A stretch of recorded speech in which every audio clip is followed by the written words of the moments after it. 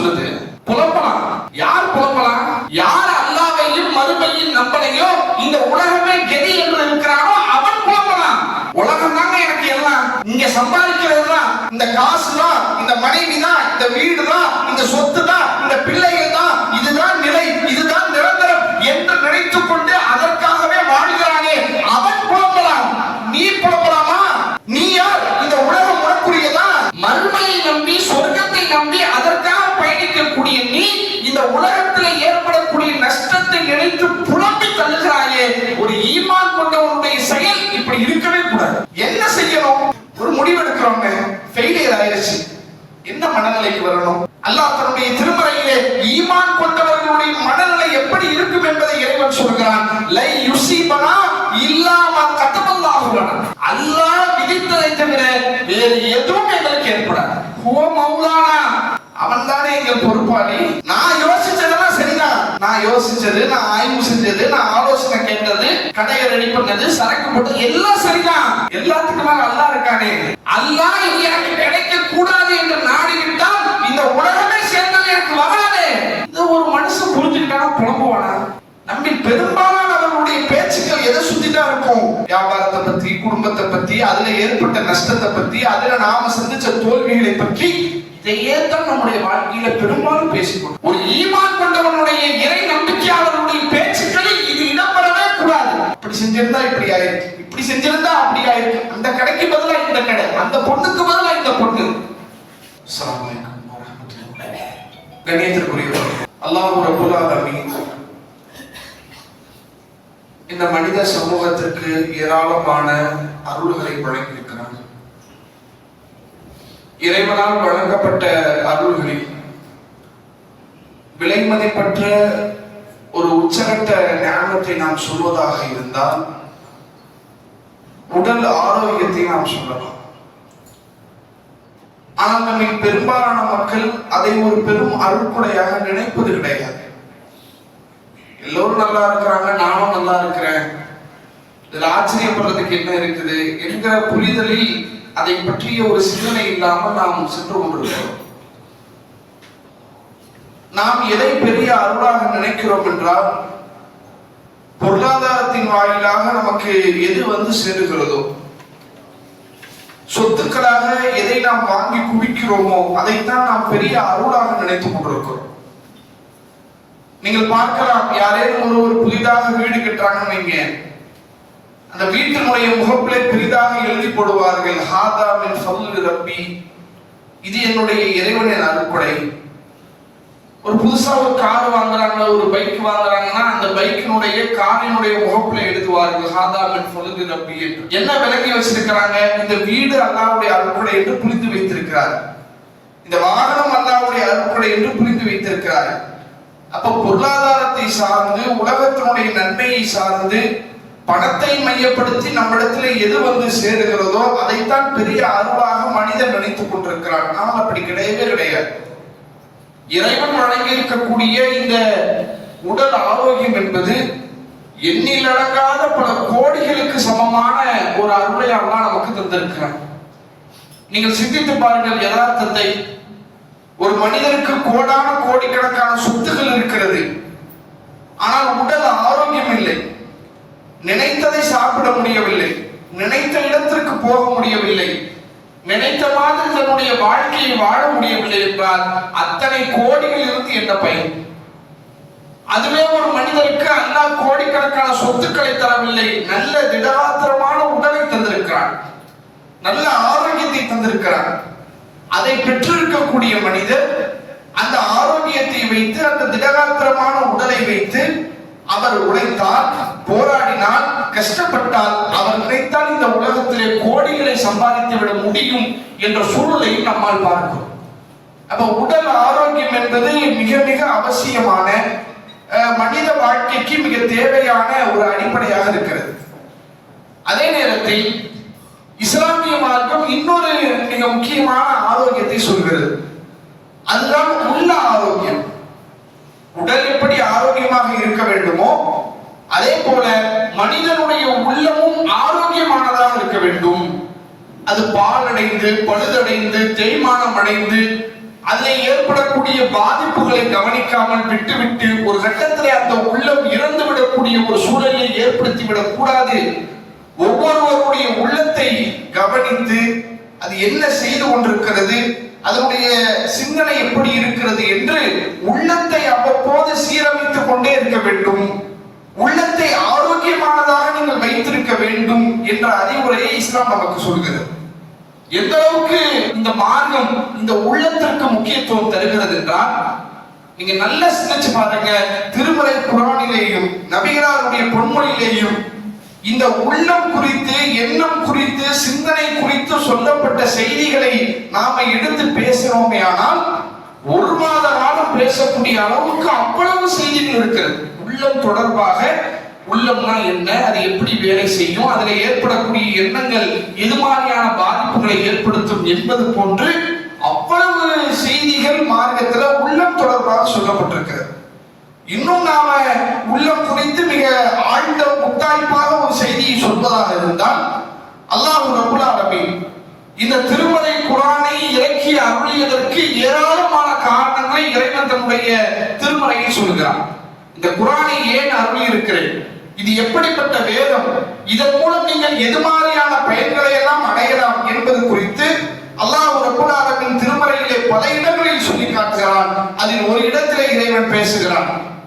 யா அய்யுஹன் நாஸ், மனிதர்களே, கத் ஜாஅத்துக்கும் மௌஇலத்தும் மின் ரப்பிக்கும், உங்கள் இறைவனிடமிருந்து உங்களுக்கான அறிவுரை வந்துவிட்டது.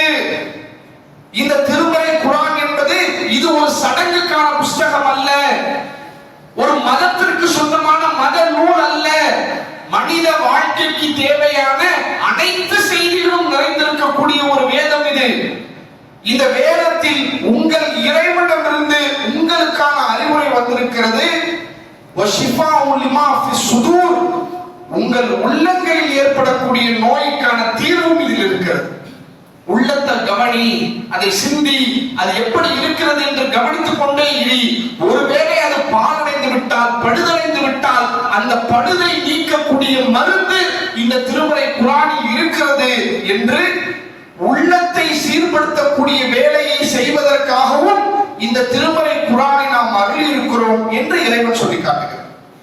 அப்ப உள்ளம் என்பது மனித வாழ்க்கையில கவனிக்கப்பட வேண்டிய, சரி செய்யப்பட வேண்டிய மிக முக்கியமான ஒரு அம்சம்.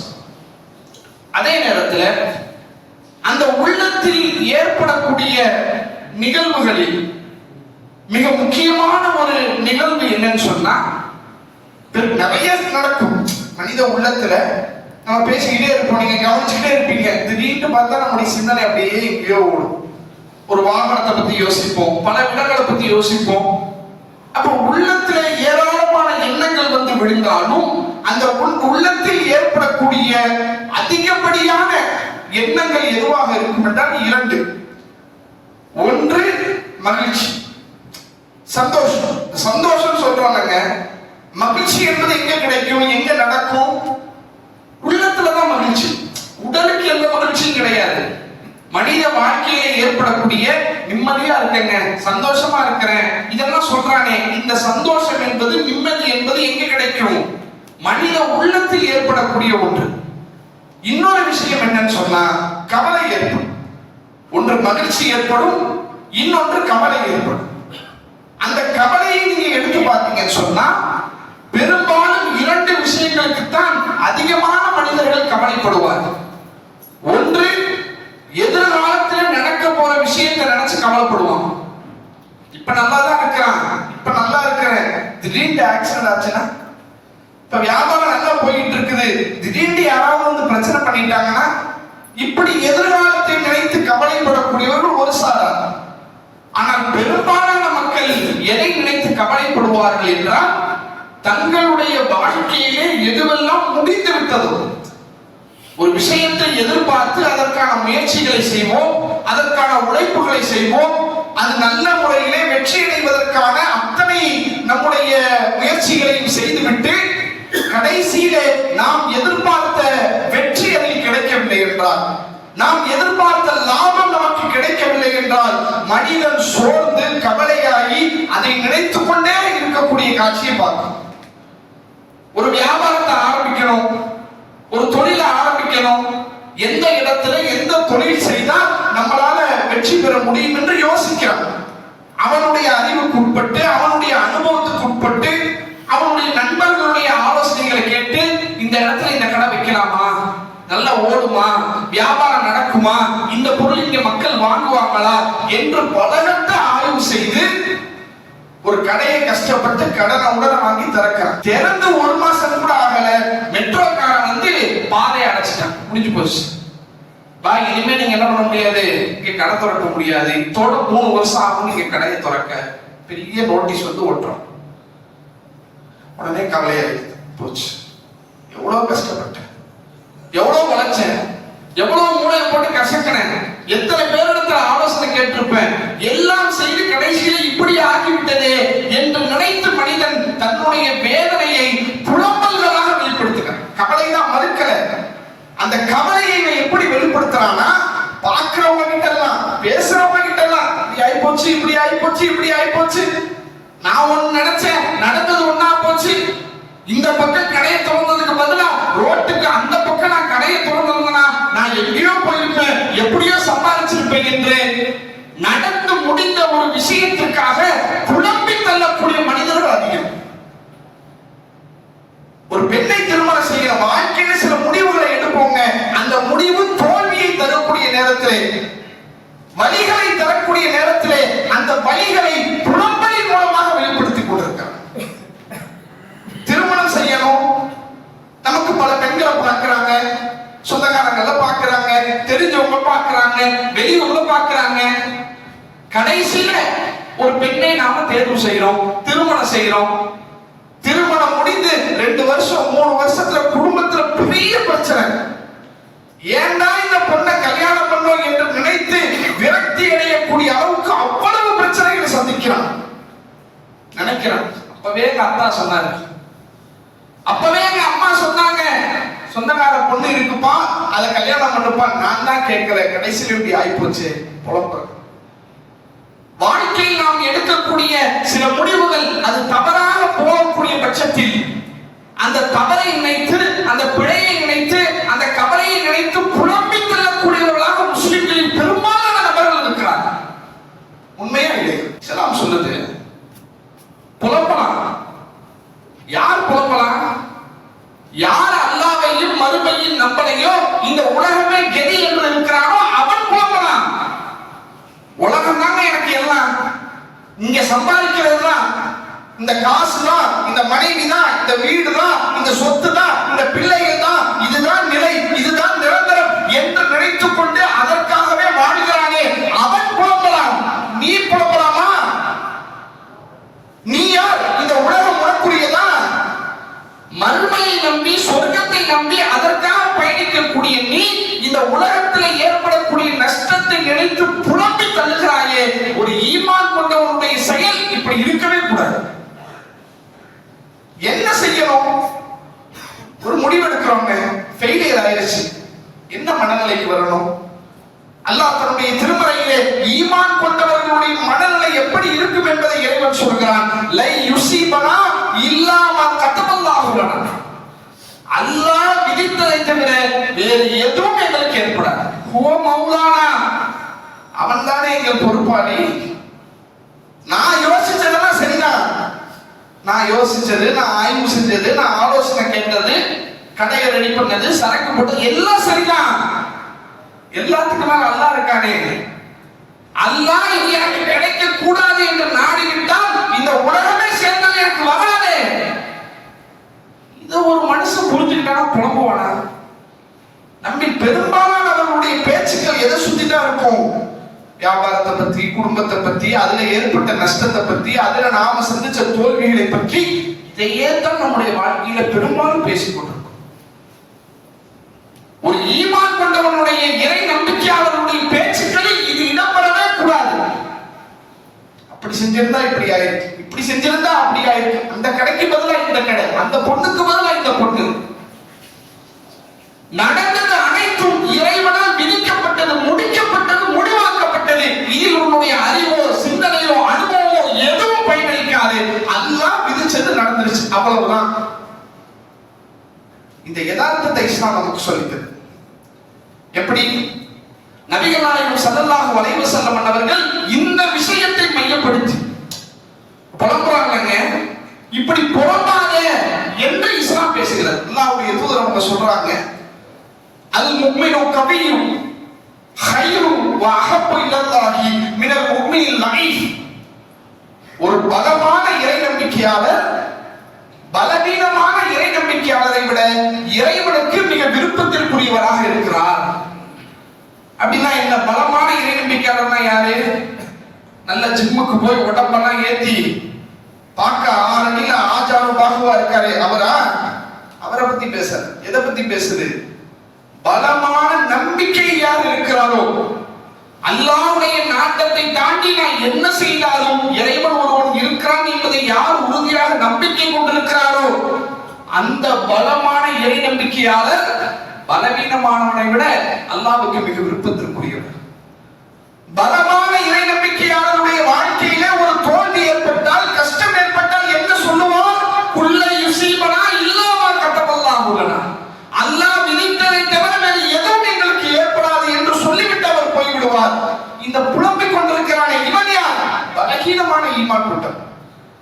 அப்படி செஞ்சிருந்தா இப்படியா இருக்கும், இப்படி செஞ்சிருந்தா அப்படியா இருக்கும் என்று பேசிய வாழ்க்கையை கழிக்கிறானே இவன் பலவீனமான ஈமான் கொண்டவன் என்று நபிகளார் சொல்கிறார்.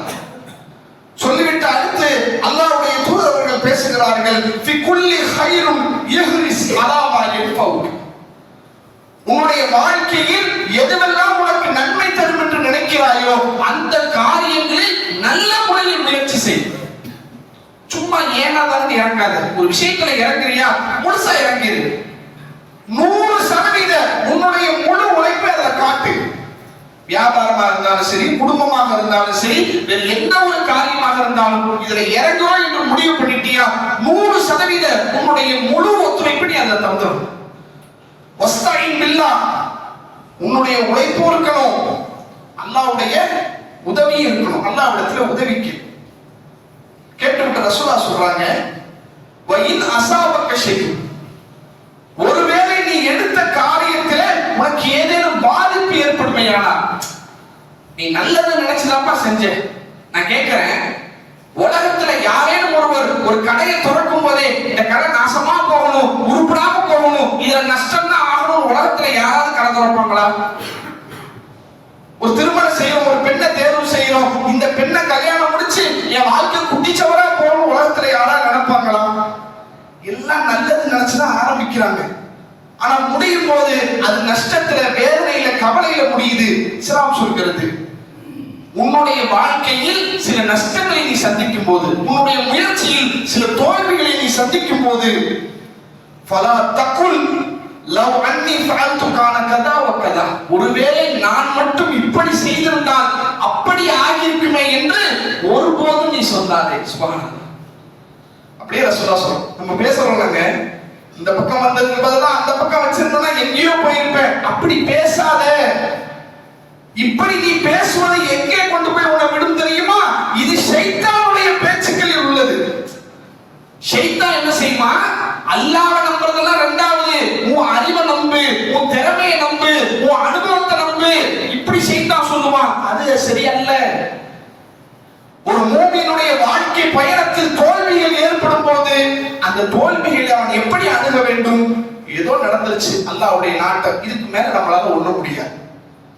என்னுடைய அனைத்து முயற்சிகளையும் நான் செய்து விட்டேன், தோற்று விட்டேன், பரவாயில்லை, அல்லாஹ் நாடியதுதான் நடக்கும் என்று தன்னுடைய வாழ்க்கை பயணத்தை அவன் தொடர வேண்டுமே ஒழிய அந்த தோல்வியை நினைத்து புலம்பி புலம்பி வாழக்கூடிய ஒரு வாழ்க்கையை ஒரு மூமின் வாழக்கூடாது என்று இஸ்லாம் சொல்லுது. இதுக்கு ஒரு அற்புதமான ஒரு உதாரணம் சொல்றதா இருந்தா, நீங்க நம்ம வாழ்க்கையில நம்ம சந்திக்கிற கஷ்டத்தை, கவலையை, தோல்வியை நினைச்சு வருத்தப்பட்டு இருக்கிறோம். ரசூலுல்லாஹ்வுடைய வாழ்க்கையை பாருங்க. அல்லாஹ்வுடைய தூதர் அவர்கள் ஒரு முடிவெடுக்கிறார்கள். நாம ஒரு முடிவெடுத்து அந்த முடிவு தப்பா போயிருச்சு அல்லது தோல்வியா போயிருச்சுன்னா அதை பெருசா நினைக்கிறோம். ரசூலுல்லாஹ் ஒரு முடிவெடுக்கிறாங்க. நபிகளார் ஒரு தீர்மானத்தை கொண்டு வர வேண்டும் என்று நினைக்கிறார்கள். அந்த முடிவு, அந்த தீர்ப்பு தவறாக போகிறது. எங்க நடக்குது? பத்ருடைய யுத்தம் நடைபெறுகிறது. அந்த பத்ருடைய யுத்தங்கள் நடந்து முடிந்த பிறகு எதிரி நாட்டு படை வீரர்கள் இந்த படை வீரர்கள் தோத்துட்டாங்கன்னு சொன்னா அந்த வீரர்களை எல்லாம் கைதிகளாக பிடிச்சிட்டு வந்துருவாங்க. கிட்டத்தட்ட அடிமை லெவல்ல அவங்க இருப்பாங்க, கைதிகளை பிடிச்சிட்டு வராங்க. இப்ப ரசூலுல்லாஹ்வுக்கு இந்த கைதிகளை என்ன செய்யறதுன்னு தெரியல. இதெல்லாம் ஃபர்ஸ்ட் போர்க்களம். இதுக்கு முன்னாடி போரே சந்திச்சது இல்ல. இப்போது முதல் தடவையாக போர்க்களத்தை சந்திக்கிறார்கள். எதிரிகளை ஜெயித்து விட்டார்கள். அந்த வீரர்களை கைதிகளாக பிடித்து விட்டார்கள். இந்த கைதிகளை என்ன செய்வது, என்ன செய்யலாம் என்பது தெரியல ரசூலுல்லாஹ். ரசூலுல்லாஹ் என்ன பண்றாங்க, அபூபக்கர் சித்திக் ரலியல்லாஹு அன்ஹு இடத்துல ஆலோசனை கேட்க என்ன பண்ணனா, இவங்களை என்ன செய்யறது, ஏதாவது காசு பொருளாதாரம் ஃபிதியா மாதிரி வாங்கிக்கிட்டு அவர்களை விட்டு விடலாமா அல்லது இவர்களை என்ன செய்யலாம் என்று அபூபக்கர் சித்திக் ரலியல்லாஹு அன்ஹு இடத்துல ஆலோசனை கேட்கிறாங்க. அப்ப அபூபக்கர் சித்திக் ரலியல்லாஹு அன்ஹு சொல்றாங்க, அல்லாஹ்வுடைய தூதரே, இவர்கள் எல்லாம் யார்? இந்த பத்ருடைய களத்துல எதிரிகளாக பிடிக்கப்பட்டு இங்கே வந்து நிற்கிறார்களே, இவர்கள் எல்லாம் யார்? நம்முடைய தாயின் சகோதரர்கள் இல்லையா? எல்லாம் நம்ம சொந்தக்காரங்க. பாருங்க, நீங்க எல்லாம் நம்ம சச்சா பையன், பெரிய அப்பா பையன், எல்லாம் நம்ம சொந்தக்காரங்க, ரத்த சொந்தமா இருக்கிறாங்க. இவர்களை நீங்க என்ன செய்ய போறீங்க? தண்டிக்க போறீங்களா? இவர்களை கொல்ல போறீங்களா? வேணாம் அல்லாஹ்வுடைய தூதரே, நம்ம ஏதாவது ஈட்டு தொகையை வாங்கி கொண்டு அவர்களை நாம் விடுதலை செய்து விடலாம் சொல்லிட்டு அபூபக்கர் சித்திக் ரலியல்லாஹு அன்ஹு சொல்றாங்க. நான் ஏன் அப்படி சொல்றேன்னா, ஒருவேளை இன்னைக்கு இவங்க எதிரிகளாக பிடிக்கப்பட்டிருக்கிறாங்க, அல்லாஹ் நாடி ஒருவேளை பிற்காலத்தில் அவங்க இஸ்லாத்தை ஏற்றுக்கொள்வதற்கு ஒரு வாய்ப்பு இருக்குல்ல. இப்பயே நீங்க கொண்டுட்டீங்கன்னு சொன்னா பிற்காலத்தில் அவங்க எப்படி இஸ்லாத்தை ஏற்றுப்பான்? எனவே அவர்களை விட்டுவிட்டால் பிற்காலத்தில் அவர்கள் இஸ்லாத்திற்கு வருவதற்கு ஒரு வாய்ப்பு இருக்குது.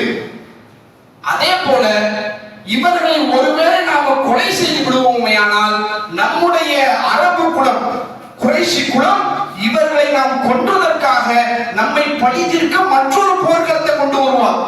இது ஆரம்பம் தானே. இப்ப இவங்களை நம்ம சாகடிச்சிட்டோம் சொன்னா இவர்களுக்காக பழி வாங்குவதற்கு இன்னொரு கூட்டம் போருக்கு வரும். அது நமக்கு இன்னும் பல பிரச்சனையை தான் தரும். எனவே இவர்களை காசு வாங்கிட்டு நம்ம விட்டுறலாம் என்ற அறிவுரையை, ஆலோசனையை அபூபக்கர் சித்திக் ரலியல்லாஹு அன்ஹு சொல்றாங்க. இதை கேட்ட உடனே ரசூலுல்லாஹ்வுக்கு இதுதான் சரிங்கிற மாதிரியான ஒரு மனநிலையிலையும் ரசூலுல்லாஹ் வந்துட்டாங்க.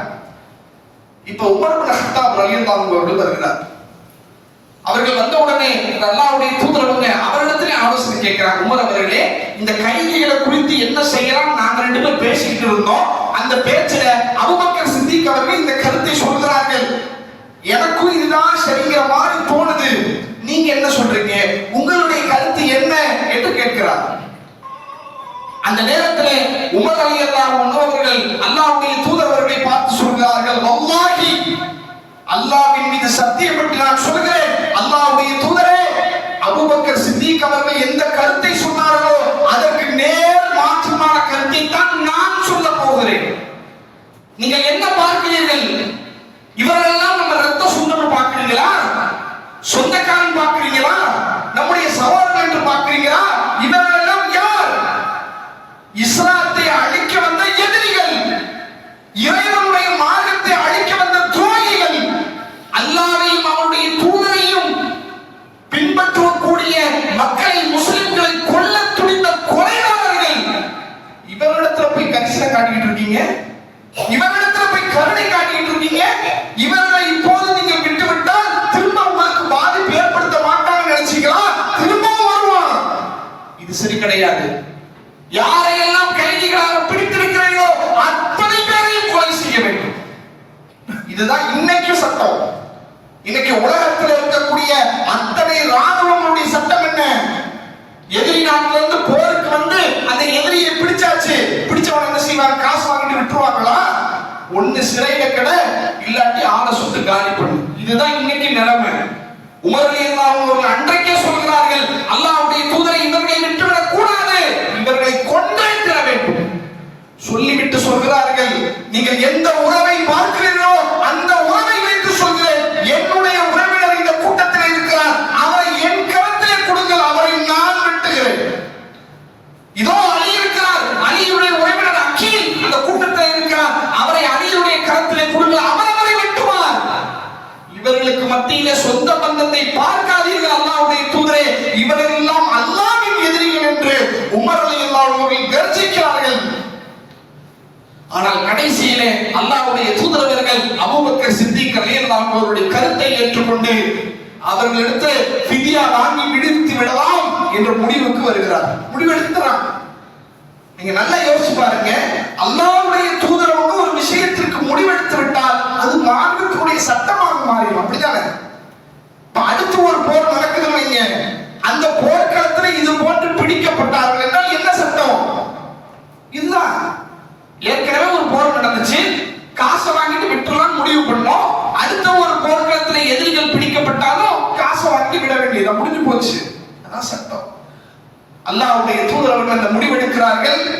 உமர் ரலியல்லாஹு அன்ஹு அவருடைய ஆலோசனைக்கு மாற்றமாக அபூபக்கர் சித்திக் ரலியல்லாஹு அன்ஹு அவருடைய ஆலோசனையை அல்லாஹ்வுடைய தூதர் அவர்கள் தேர்ந்தெடுக்கிறார்கள். அடுத்த நாள் நபிகள் நாயகம் ஸல்லல்லாஹு அலைஹி வஸல்லம் வந்தவர்களும் அபூபக்கர் சித்திக் ரலியல்லாஹு அன்ஹு கண்ணீர் விட்டு கதறி அழுகிறார். தேம்பி தேம்பி அழுகிறார்கள். பல மணி நேரம் அழுது கொண்டிருக்கிறார்கள். அந்த நேரத்தில் உமர் ரலியல்லாஹு அன்ஹு அவர்கள் வருகிறார்கள். வந்து பார்க்கிறார்கள். பார்த்து விட்டு கேட்கிறார்கள், அல்லாஹ்வுடைய தூதரை ஏன் அழுகிறீர்கள்? என்ன பிரச்சனை? என்ன ஆச்சு? என்ன காரணம் என்று நீங்கள் சொல்லுங்கள். ஒருவேளை எனக்கு அழுகை வந்து விட்டது என்றால் உங்களோடு சேர்ந்து நானும் அழுகிறேன். ஒருவேளை எனக்கு அழுகை வரவில்லை என்றால் நீங்க அழுகுற வரைக்கும் உங்க பக்கத்திலேயாவது நான் நிற்பேன். என்ன காரணம் தயவு செய்து சொல்லுங்க அல்லாஹ்வுடைய தூதரை என்று கேட்கிறார்கள். அல்லாஹ்வுடைய தூதர் அவர்கள் சொன்னார்கள், இறைவன் தன்னுடைய திருமறையிலே வசனத்தை இறக்கிவிட்டான். மாகாண நபி ஐயகுன லஹு அஸ்ரா அத்தா யுஸ்ரிக ஃபில் அர்ல். எந்த ஒரு நபியாக இருந்தாலும் இந்த பூமியிலே எதிரிகளை பிடித்த பிறகு அவர்கள் உயிரோடு விட்டு விடுவதற்கு எந்த நபிக்கும் அனுமதி கிடையாது. அவர்கள் கழுவேற்றப்பட வேண்டியவர்கள், கடையெடுக்கப்பட வேண்டியவர்கள். அவர்களுக்கான மரண தண்டனையை கண்டிப்பாக நீங்கள் விதித்தே தீர வேண்டும். துரிதுன அர்லத் துன்யா, இந்த உலகத்துடைய லாபத்தை, இந்த உலகத்துடைய நன்மையை நீங்கள் நாடுகிறீர்களோ, வல்லாஹு யுரீதுல் ஆখিরা, ஆனால் அல்லாஹ் மறுமையினுடைய லாபத்தை தான் நாடுகிறான். வல்லாஹு அஸீஸுல் ஹகீம், அல்லாஹ் தான் மிகைத்தவனாகவும் ஞானமிக்கவனாகவும் இருக்கிறான் என்ற வசனத்தை சொல்லி இறைவன் என்னுடைய கருத்து தவறு, என்னுடைய முடிவு தவறு, என்னுடைய தீர்ப்பு தவறு என்று அல்லாஹ் வசனத்தை இறக்கி வைத்து விட்டான். அதை நினைத்துதான் நான் அழுது கொண்டு இருக்கிறேன் என்று அல்லாஹ்வுடைய தூதர் அவர்கள் சொன்னார். இதுல என்னங்க படிப்பினை? நான் எடுத்த முடிவெல்லாம் விடுங்க, அது குப்பைக்கு சமம். உயிருக்கு மேலாக நான் நேசிக்கக்கூடிய என்னுடைய தூதர் ஒரு முடிவு எடுக்கிறாங்க, அந்த முடிவு தப்பாயிருச்சு. என்ன பண்ணாங்க சொல்லுவாங்க? அவ்வளவுதான், நான் எடுத்த முடிவெல்லாம் தப்பா போச்சு, இனிமே உங்களை வழிநடத்தக்கூடிய அதிகாரம் எனக்கு இல்ல, அந்த தகுதியை நான் இழந்துட்டேன், இனிமே போர்க்களத்துக்கு வரமாட்டேன், எதிரிகளை சந்திக்க மாட்டேன், நீங்களே எல்லாத்தையும் பார்த்துக்குங்க என்று விட்டுட்டு போனாங்களா? என்ன செய்ய? ஒரு முடிவெடுத்தோம், தப்பாயிருச்சு, அல்லாஹ் நாடி அதை மாத்திட்டா, ஓகே, அடுத்து என்ன செய்யணும்? நகர்ந்தாங்களா இல்லையா? இந்த வாழ்வியல் பாடத்தை நபிகளாருடைய வாழ்க்கை நமக்கு சொல்லித்தரு. அதே நேரத்தில் ஒவ்வொரு முஸ்லிமும் தெளிவாக புரிந்து கொள்ள வேண்டிய விஷயம், ஒரு காரியத்திலே, ஒரு விஷயத்திலே நாம் தோல்வியை சந்திக்கிறோம் என்றால் தற்போது பார்க்கும் போது அது நமக்கு தோல்வியாக தெரியலாம். ஆனால் அல்லாஹ் ரப்பல் ஆலமீன் தன்னுடைய திருமறையிலே சொல்லி காட்டுகிறான், வஸா அன் தக்ரஹு ஷையன் வஹுவ கைருல் லக்கும் வஸா அன் துஹிப்பு ஷையன் வஹுவ ஷர்ருல் லக்கும். நீங்கள் ஒன்றை வெறுக்கக்கூடும், ஆனால் அதில் அல்லாஹ் உங்களுக்கு ஒரு நன்மையை வைத்திருப்பான். நீங்கள் ஒன்றை விரும்பக்கூடும், ஆனால் அல்லாஹ் அதிலே உங்களுக்கு தீமையை வைத்திருப்பான். வல்லாஹு யஅலம் வ அன்தும் லா தஅலமூன். அல்லாஹ் தான் நன்கறிந்தவன், உங்களுக்கு அதை பற்றிய ஞானம் கிடையாது. வெளிப்படையில நீங்க நடப்பீங்க, இப்படி நடந்தா நல்லா இருக்குமே, அப்படி நடந்தா நல்லா இருக்குமே, அப்படி அல்ல. அது நடந்தால் அதுல எவ்வளவு பாதிப்பு ஏற்படும் என்று இறைவனுக்கு தெரியும். அதையெல்லாம் அறிந்த இறைவன் தான், இது உனக்கு வேணாம், இது உனக்கு சரி வராது, நான் இதை விட சிறந்ததை வச்சிருக்கிறேன். எத்தனையோ செல்வந்தர்களை பார்க்கிறோம், பெரும் பெரும் கோடீஸ்வரர்களை பார்க்கிறோம், அவர்கள் அளிக்கக்கூடிய பேட்டிகளை பார்க்கிறோம். சொல்கிறார்கள், ரொம்ப படிப்பு கம்மியா படிச்சிருப்பாரு, 3ஆம் கிளாஸ், 4ஆம் கிளாஸ், 5ஆம் கிளாஸ், 10ஆம் கிளாஸ், அப்படி படித்த நபர் இன்றைக்கு தொழில்களில் மிகப்பெரிய முதலாளியாக மாறி பல கோடிகளை சம்பாதிக்கக்கூடிய நபர்களை பேட்டி எடுக்கிறார்கள். நீங்க 3ஆம் கிளாஸ் படிச்சதா சொல்றீங்க, 8ஆம் கிளாஸ் படிச்சதா சொல்றீங்க, இத்தனை கோடிக்கு நீங்க அதிபதியா இருக்கீங்களே, ஒருவேளை நீங்கள் பெரிய பெரிய படிப்பு படிச்சிருந்தா, பெரிய பெரிய டிகிரிகளை வாங்கியிருந்தா நீங்க இதை விட பெரிய கோடீஸ்வரரா ஆயிருப்பீங்க தானே என்று நிருபர் கேட்க அதற்கு அவர் சொல்றாரு, அது மட்டும் நடந்திருக்காதுங்க. நீங்க நினைக்கிற மாதிரி நான் பெரிய பெரிய படிப்பு படிச்சிருந்தேன்னு வைங்க, உங்களை மாதிரி நானும் இன்னொரு கம்பெனியில வேலை தான் செஞ்சிருப்பேன் ஒழிய இது மாதிரி பணக்காரனா மாறி இருக்க மாட்டேன். நான் படிக்காம இருந்ததுனால இது மாதிரி ஒரு சூழல் எனக்கு ஏற்பட்டு விட்டது என்று சொல்லக்கூடிய காட்சியை பார்க்கிறோம். அப்படின்னா என்ன? இது நடந்துருச்சு, ஒரு தோல்விதான். இத்தோடு என்னுடைய வாழ்க்கை முடிந்ததா? கிடையாது. புலம்பி தவிக்க வேண்டிய அவசியம் கிடையாது. இறைவனை புரிந்து கொண்டால் இந்த புலம்பலில் இருந்து விலகி சரியான முறையிலே நம்முடைய வாழ்க்கை பயணத்தை அமைக்க முடியும். எல்லாம் உள்ள இறைவன் இப்படிப்பட்ட புரிதலோடு பயணிக்கக்கூடிய சூழலை நமக்கு தர வேண்டும் என்று சொல்லி இஸ்லாம் மற்றும் சமுதாய செய்திகளை அறிந்து கொள்ள தமிழ்நாடு தௌஹீத் ஜமாஅத் யூடியூப் பக்கத்தை உடனடியாக சப்ஸ்கிரைப் செய்து கொள்ளுங்கள். மேலும் பெல் பட்டனையும் கிளிக் செய்து கொள்ளுங்கள்.